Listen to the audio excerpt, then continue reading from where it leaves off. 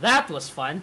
Thermal nuclear test sure makes my day. Yup, it sure does. So what happens next? Succeeding their first successful nuclear test, the motivated Chinese ballistics designers went back to the drawing board to increase the range of their rockets. By around this time, they were already polishing their IRBMs, or Inter-Regional Ballistic Missiles. It was manifested in the DF-3 and the DF-4, and were beginning to contemplate on an ICBM, an Intercontinental Ballistic Missile, the DF-5. Hold on.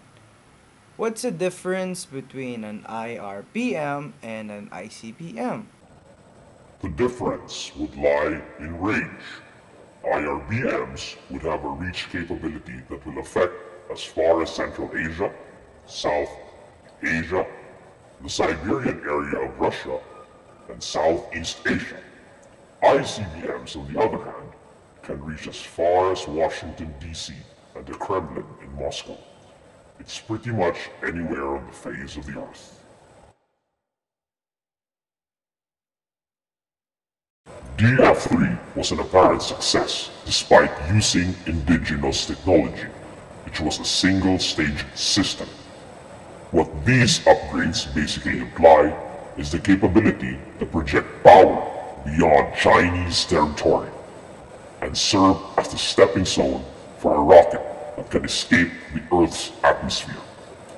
The significance of the former lies in its political nature, while the latter lies in its technological nature.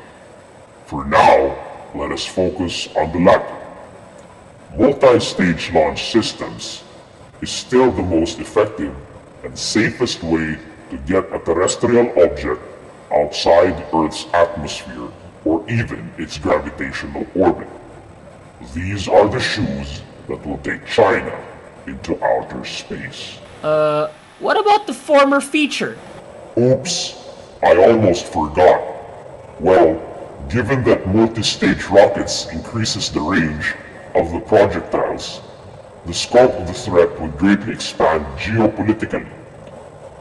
I will, however, reserve the elaboration later, so hold on your horses. July 14, 1967. Mao and Zhou Enlai were in the midst of the climactic events unfolding on the space race between USA and USSR. Both of them decided that they must not get left behind, thus initiating a secret project codenamed Project 714.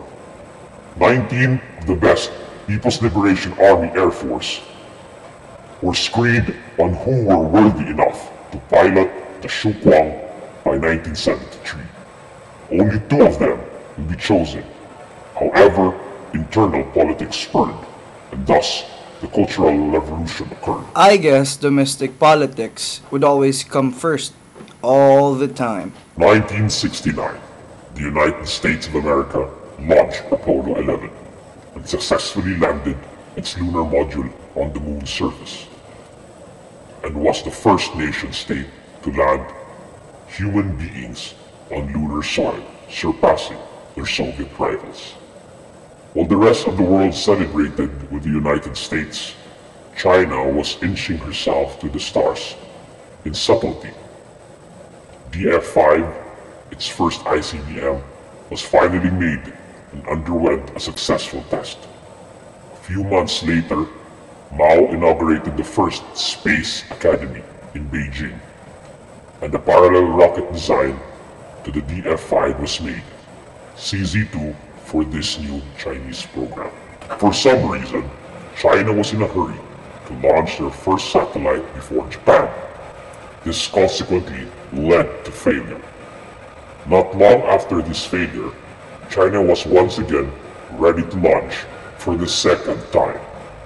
It was a success. It used the Mao-1 or the CZ-1 rocket model to launch this heavy satellite. This was considered as the heaviest satellite placed into orbit at that time. This success was followed by a short series of launches until an event would be a catalyst onto revolutionizing its space program.